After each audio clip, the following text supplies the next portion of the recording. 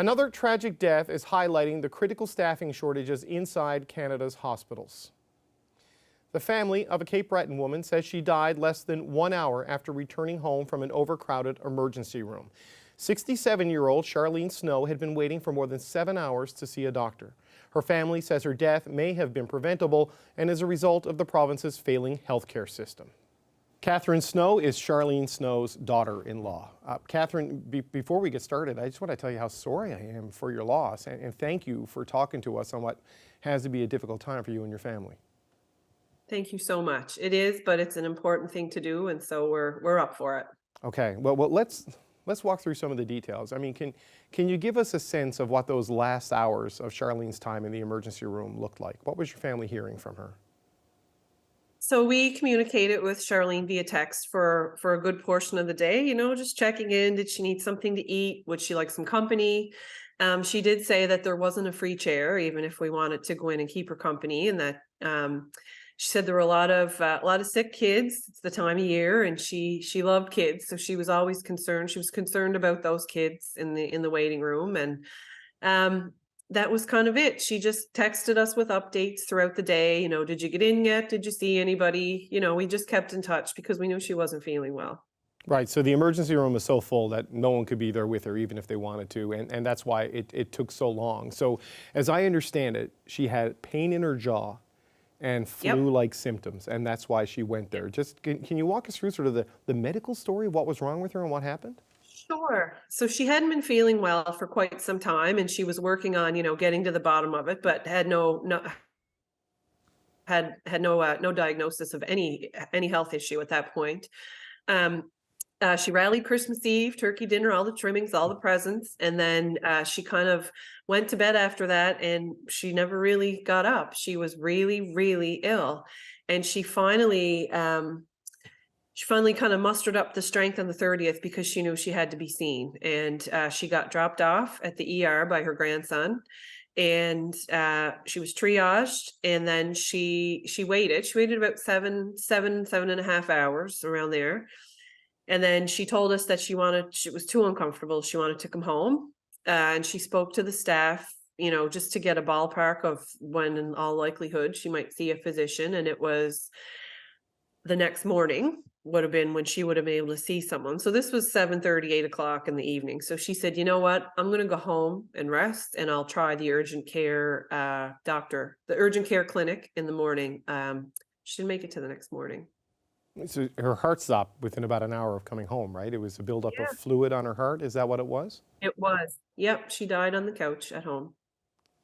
Do you feel this was preventable? I mean, I don't know enough about the medical condition and how you could treat that to offer, an expert assessment of it. But this was not caught in triage. This wasn't found in triage. I mean, what do you think about whether or not this should have been caught? This should have been prevented? Well, there's two ways to think about that. There is a full review happening at the ER specific to Charlene's circumstances. So I'm sure we will receive that when it's ready. But if there's two ways to look at it. If everything that was done that could have been done, and every assessment and test done that could have been done, we would probably sleep better at night. At least we know everybody tried. But if there were things that were missed, or if there were things that weren't done, I think that will only make us angrier than we are, because she was in the emergency room and she died within an hour of being home. So there is something somewhere that we would like some answers for. And after being told it could be another 12 hours before she was even seen, which would have been exactly. long after it had happened. Well, I mean, if she had just decided to stay, she would have been another statistic in the waiting room. Yeah, it's a sobering way to put it.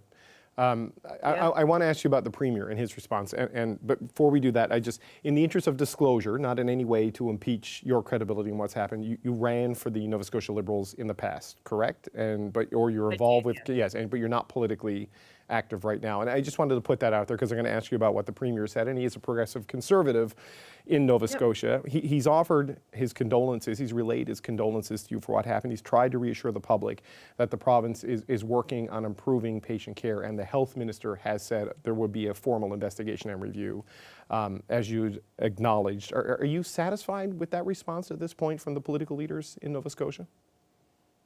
You know, for me, it's not about politics. I think healthcare would be much better off if it wasn't used as a political poker chip so often.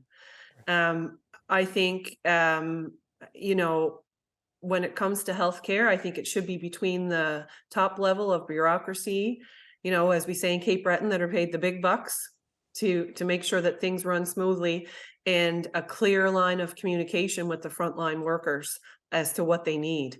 I think things could be ironed out so much faster and so much more efficiently if they if the front line and the upper echelon were had the same depth and breadth of knowledge, I guess, when it comes to taking care of people in a full waiting room. You've filed a complaint with patient relations through the Nova Scotia Health Authority. Have you heard anything back on that front at this point? We have heard from a lovely lady who reached out and gave me all of the information that I needed to request more information on Charlene's situation. And I also heard from the lead physician within the department who told me that he is conducting a review as well. So amidst all of this, you've created a website where you're asking people to share their stories of what has happened, and maybe not to the tragic extreme of your family's story, but what have you heard from people? How many people have reached out to you? So in the last 2 weeks, you know, after we lost Charlene, we've chatted with family and friends, and when we explained what happened, everybody had a story about the system or about an experience in the emergency room. And you know, I want to be also very clear, and my family wants it to be very clear, that this is in no way a slight or a reflection on the people that work in healthcare. I mean, we're suffering under this system, but they have to work within it, and I can't imagine that. I can't imagine going to work and looking at a full waiting room of sick people and knowing that they're depending on you for, in sometimes life or death situations. It has to be so tough, especially if the department is understaffed. So that said, I decided that, you know, all of these stories were being told to me and people seemed so eager to share them. And I thought, okay, well, maybe I'll record them. I'll record them somewhere. Maybe I'll just use my own Facebook as a platform or start a blog. And so I did a post about our experience and I offered for other people to share them. And holy moly, let me tell you, the post went totally viral. I shared it like early afternoon on Wednesday, and by supper time, I'm like, I'm gonna have to call in some friends here. Like, I need a little help. There was, you know, at the end, when it was all over, there's over 1,700 shares of my immediate post, hundreds of comments. My inbox was flooded, my email was flooded, I was text messages. So I think we managed to count or do a little bit of a count, and it's over 600 stories sent directly to me.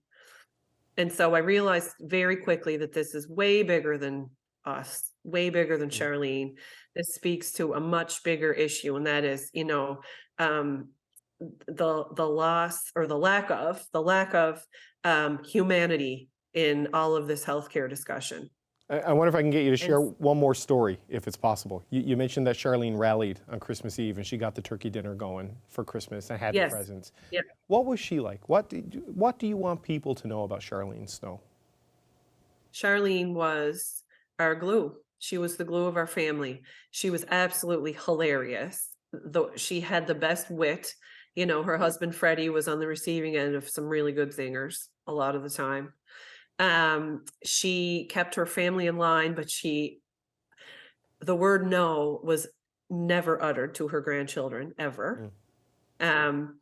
She was kind, she was compassionate. I mean, when she was 8 years old and JFK was shot, she sent a sympathy card to the White House and she got a response. So, I mean, that kind of, she's just been like that since she was born. And we had her service in a very Canadian way at a hockey rink. We had used the community room and 350 people came. And so that included an entire wall of hockey players because her grandson is an avid hockey player, an entire wall of kids from the rink in their jerseys because they loved her too. Well, Katherine Snow, thanks for joining us and sharing your story, and I hope you get the answers and the comfort you're looking for. Thank you very much. Thank you for having me. We so appreciate it.